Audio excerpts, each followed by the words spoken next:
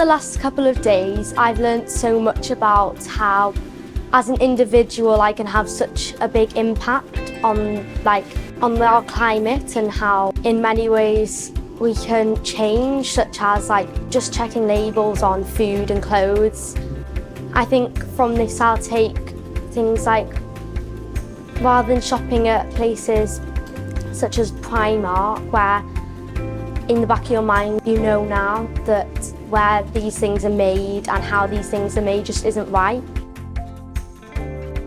Today and yesterday at the COP21 Symposium, we've been learning about the effects of the climate crisis that has recently come upon us in the last few decades. We have been acknowledging what will happen if we do not change our behaviour towards carbon and our waste.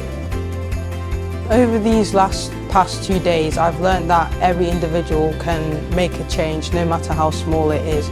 We can do things from stopping to use plastics that might be harmful for not just us, but animals in the ocean and animals around the world.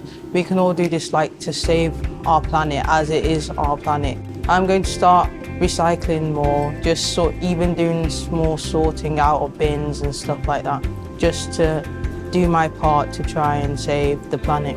Even though an individual can't do that much, but altogether we can do a lot to save our world, and I've learnt that. I used to think that eco-friendliness and our environment used to be an easy deal, because in my perspective, being eco-friendly was easy. In the future, maybe by 2030, we could do stuff like solar geoengineering to reduce the temperatures. But right now, after this meeting, I have understood that it's much, much larger. It's pretty huge, the environment and the ecosystems that we are dealing with. We've also learned about how different countries have changed in the past. So for example, Dubai, how it started off as in a desert, but now it's come into a lot different city, and it's now big and better.